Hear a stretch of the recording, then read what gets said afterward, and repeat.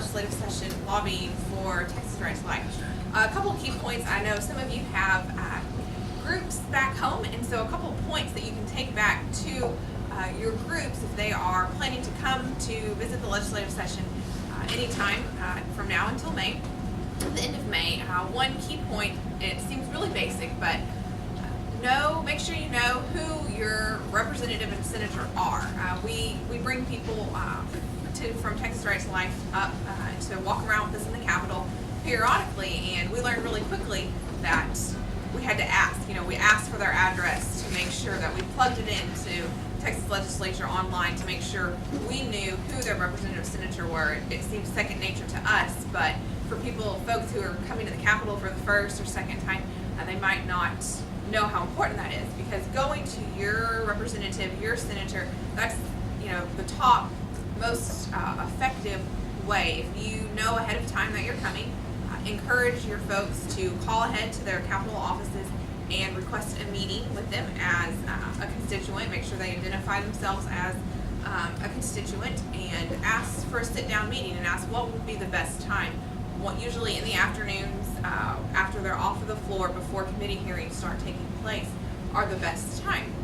But if they didn't call ahead, that's okay. Just go ahead and encourage them to go by the representative's office, identify them as a constituent, themselves as a constituent, ask to be walked down to the floor. What is walk down to the floor means if the House or Senate are in session, a staff member can take them into the lobby area and write on a little card, John Smith from your district is here and would like to see you. So, at least you can get a picture or identify yourself with the elected official by the staff sending the note in and asking for your representative senator to come out and meet with you.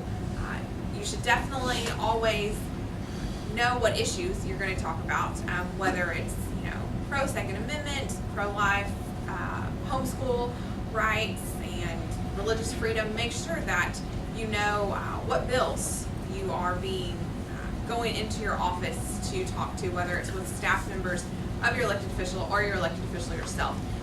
Knowing what bill number, whether it's House Bill 293 or Senate Bill 5, that shows that you're engaged in the process and kind of have more of a knowledge than an ordinary, everyday first coming to the Capitol. You can get that information by any of our websites, signing up for our email list. I know all of the coalition partners email out when our bills are filed, what the bill numbers are, their procedural status, who the bill authors, who's carrying them in both chambers.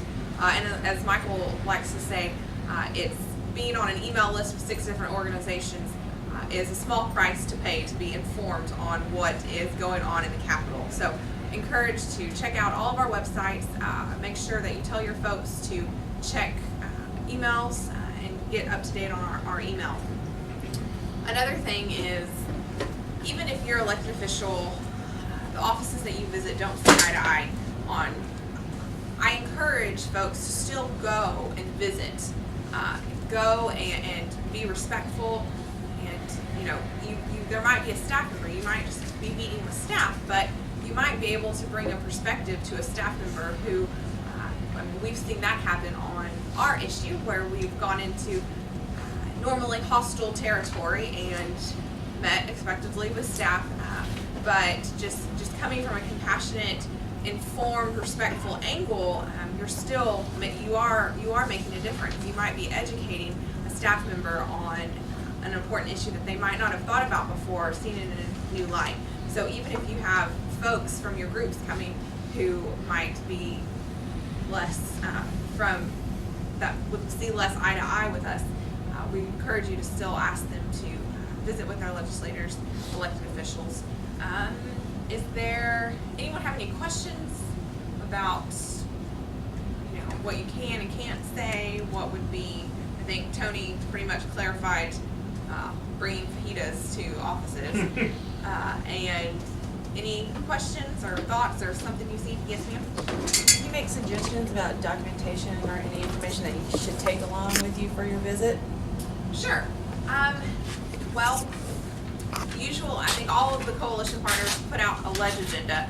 So we'll, like for Texas Rights to Life specifically, we write articles based on different parts of our bills to explain, and that's a way that you can educate yourself on the particular bill at issue. But you can print those off, bring those into the meeting, and give them to staff members. I mean, we walk them around too, but coming from a constituent, it kind of puts the attention of these documents.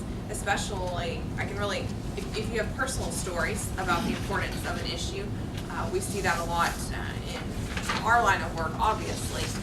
But if you feel so compelled to share personal stories that might have why led you to be an advocate for this particular cause, those are always helpful as well.